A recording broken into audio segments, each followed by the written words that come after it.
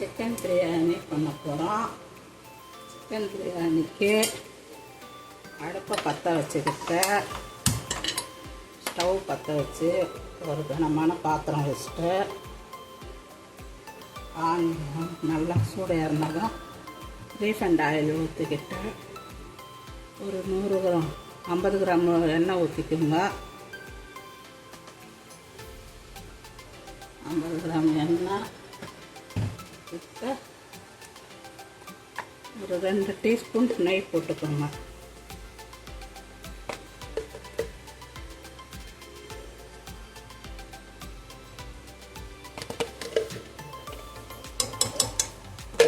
நெய் போட்டுக்கிட்டு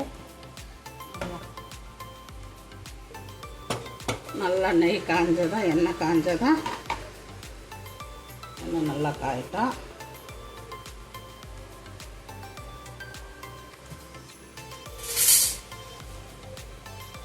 எண்ணெய் நல்லா காஞ்சதான்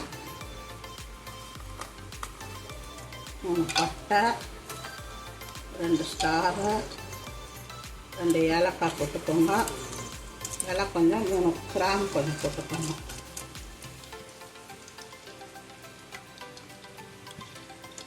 கிராம்பு போட்டுக்கோங்க.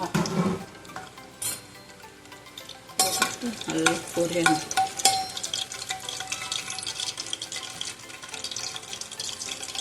ரெண்டு வெங்காயம் நல்லா சாப் பண்ணி வச்சுக்கோங்க.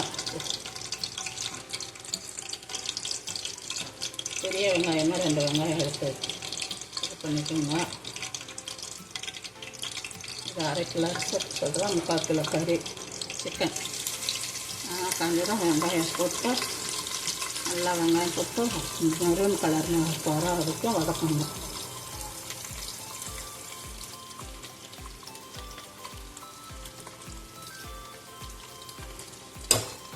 மெரூன் கலர் வர வரைக்கும் நல்லா வதக்கணும்.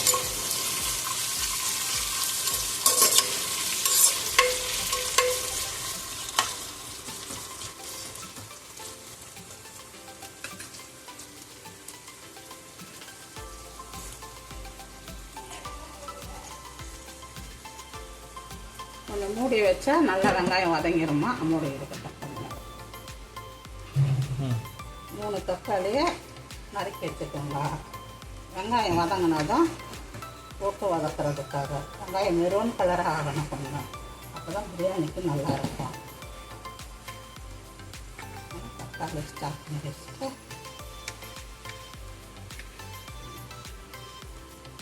வதங்க.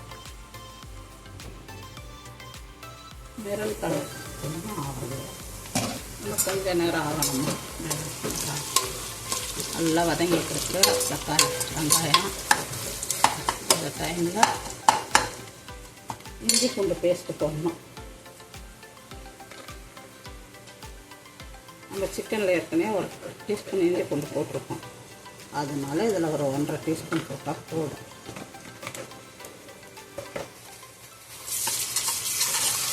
நல்லா வதக்கிட்டு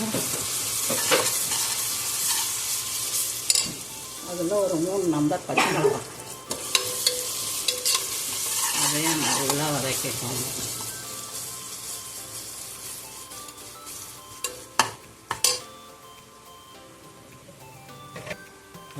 புதினா கொத்தமல்லி ஒரு கைப்பிடி அளவு போடணும்.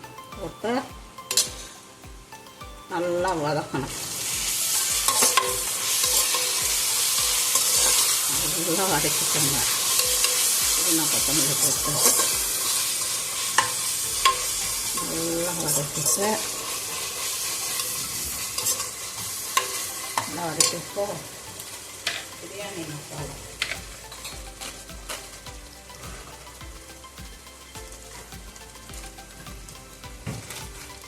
ஒரு 2 டீஸ்பூன் பிரியாணி மசாலா பிரியாணி மசாலா போட்டுட்டு வதக்கிட்டு ஒரு 2-3 தக்காளி சாப் பண்ண தக்காளி போட்டு வதக்கணும்.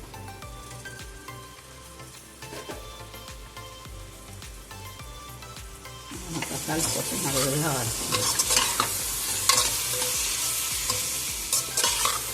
தக்காளி நல்லா வதங்கணும். உப்பு போடணும். சிக்கனில் ஏற்கனவே உப்பு போட்டிருக்கோம். இதுக்கு ஓரளவுக்கு போட்டால் போதும். 2 டீஸ்பூன் போட்டால் போதும். சிக்கனில் தயிர், மஞ்சத்தூள், இஞ்சி பூண்டு பேஸ்ட்டு, உப்பு போட்டு கிளறி வச்சுருக்கேன். நல்லா அப்போ தான் கறியில் உப்புலாம் சார்ந்து நல்லாயிருக்கும் சாப்பிட்றதுக்கு. அதனால் அதை ஆட் பண்ணி வச்சுருக்கோம்.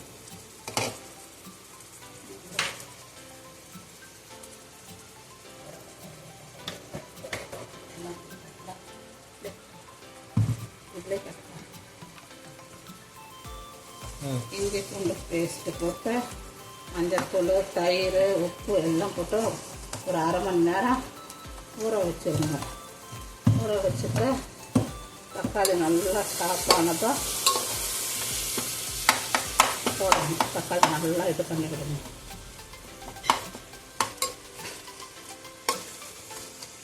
தக்காளி முழுசாக இருந்தால் அது மேலே வரும்.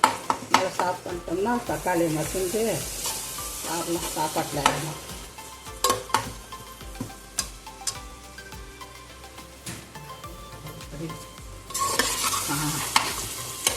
நல்லா வதங்கிச்சா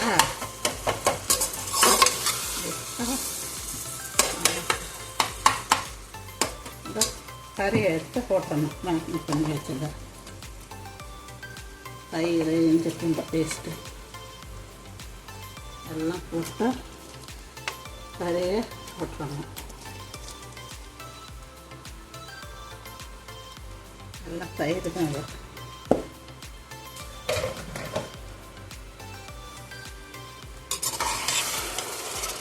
நல்லா போட்டு கலரி வச்சுக்கோங்க.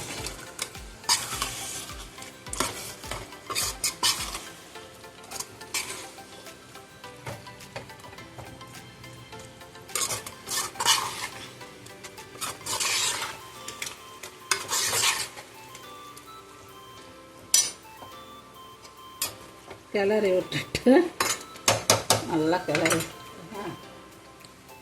கொஞ்சமாக காரம் கொஞ்சம் கம்மியாக இருக்கும். காஷ்மீர் மிளகாய் தூள் கொஞ்சமாக போட்டு ஒரு 1.5 டீஸ்பூன் போட்டுக்கோங்க.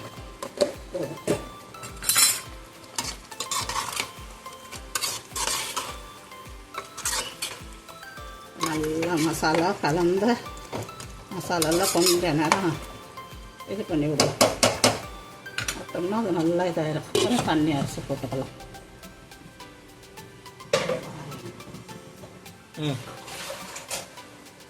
இது வர தண்ணி எனக்கு கூட நான் குடிக்கிறேன். நல்லா வெந்துடுச்சு. மசாலா எல்லாம் சேர்ந்துடுச்சு. மசாலா சேர்ந்துடுச்சு. நம்ம இப்போ தண்ணி ஊற்றிக்கலாம். நாலந்தெல்லாம் ஊற்ற மாட்டேன், அப்படியே ஊற்றுவோம். ஒரு இதுக்கு கரெக்டாக இருக்கும் எல்லாம். அதனால் அப்படியே ஊற்றிங்க சரியாக இருக்கும். இப்போ இந்த தண்ணி நல்லா கொதிச்சதும் அரிசி போட்டுறணும்.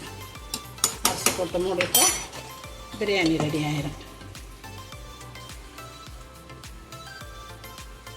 தண்ணி கொதிக்கணும். அப்போ கொதிக்கணும். மரக்கட்டது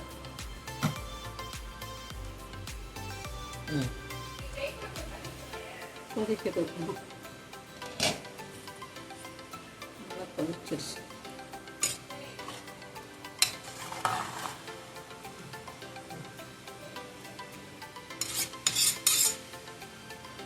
இந்த டைமில் அரிசி போட்டுடணும். அரிசி 1 மணி நேரம் ஊற வச்சுருக்கணும். ஊற வச்சு அதை போடணும். 1 மணி நேரம் ஊறிச்சுன்னா சோறு நல்லா நீட்டாக இருக்கும்.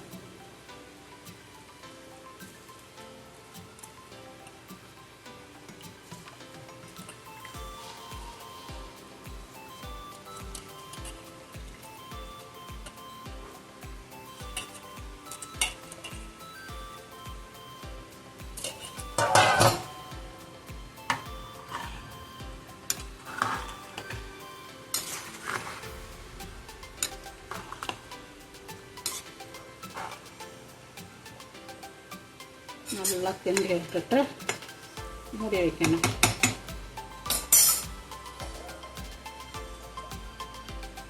நல்லா ஒரு கொதி வந்து கொஞ்சம் கொதிச்சதான் அப்படியே தம் கட்டிடணும். அப்படியே க்ளோஸ் பண்ணி அப்படியே மூடி வைக்கணும் கொஞ்சம் நேரத்துக்கு. அதுக்கு இதை ஒரு கிண்டணுமா, நல்லா கலரை விட்டுறணும். ஒரு கலரி விட்டு அப்புறம் நம்ம சிம்மில் தம் போடலாம். ரெடி ஆகிடுச்சு. கொஞ்சம் இருந்து தான் தம் போடணும். கொஞ்சம் இருக்கணும். ஒரு 5-10 நிமிஷம் இருந்துச்சுன்னா தம் போட்டுடலாம்.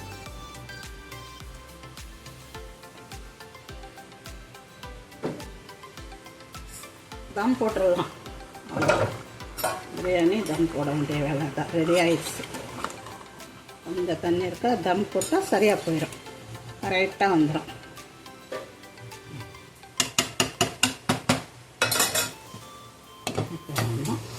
இதை வச்சுட்டு ஒரு தோசைக்கல்லை எடுத்து சப்பாத்தி சுடுற தோசைக்கல்லை வச்சுக்கோங்க. தோசை சுடுறத வச்சிங்கன்னா வீணாக போயிடும். வச்சு தம் போட்டுருங்க. அவ்வளோதான். இது ஒரு 10 நிமிஷம் இருக்கணும். அப்படியே ஹை ஃப்ளேமில்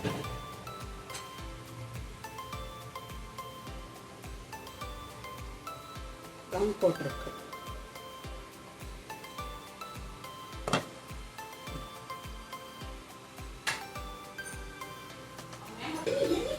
பிரியாணி ரெடி ஆகிவிட்டது.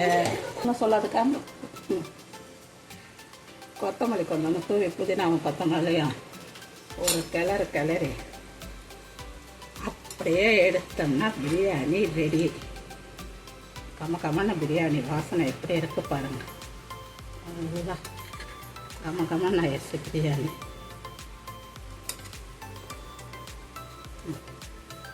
அவ்வளோதாம்மா, பிரியாணி ரெடிம்மா.